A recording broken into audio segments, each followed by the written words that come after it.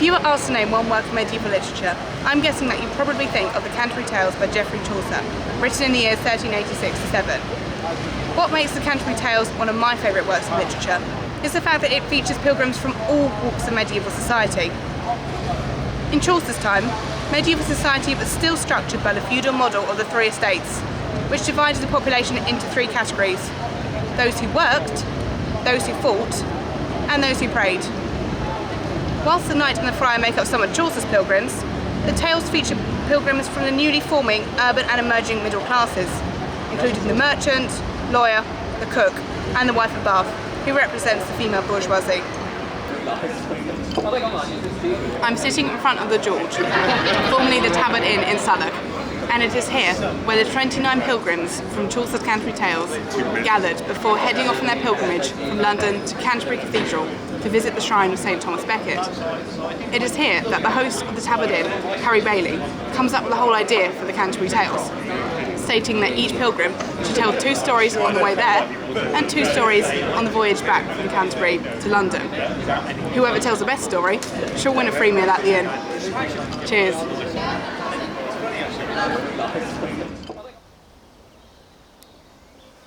In the Middle Ages, pilgrimage was extremely popular.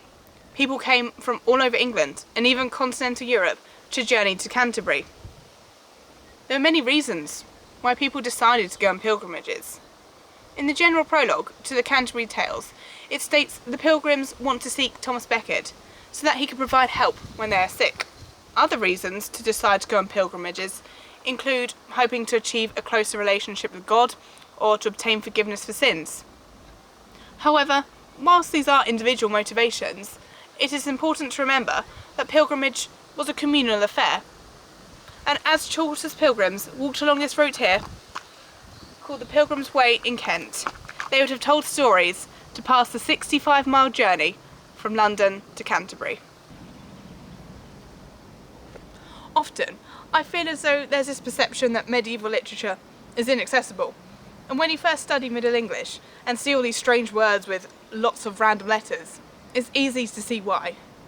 For me, one of the reasons why I personally love the Canterbury Tales so much is the fact that it's just so down to earth and actually quite baldy, filled with lots and lots of fart jokes.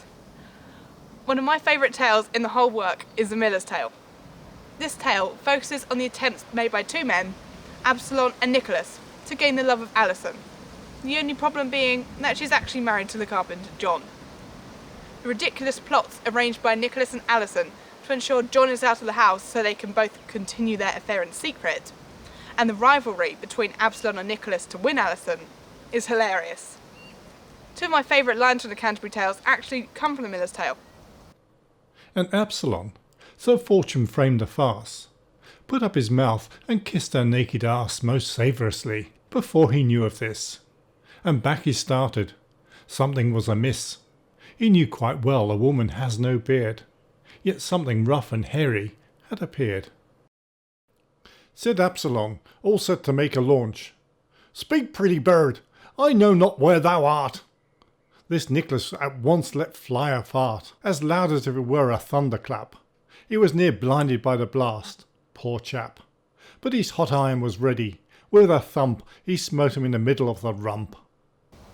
And if that's not an incentive to read the Canterbury Tales, I don't know what is.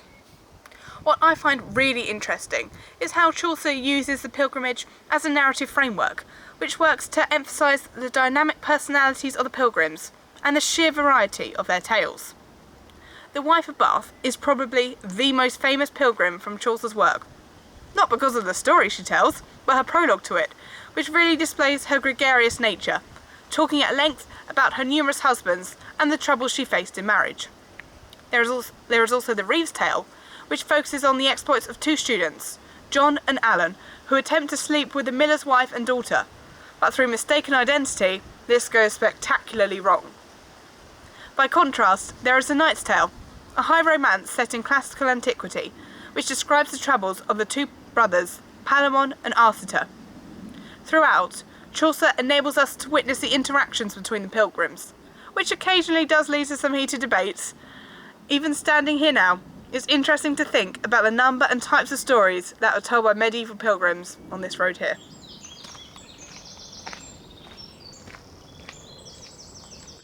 We have arrived into the city of Canterbury and the cathedral, the end point for Chaucer's pilgrims.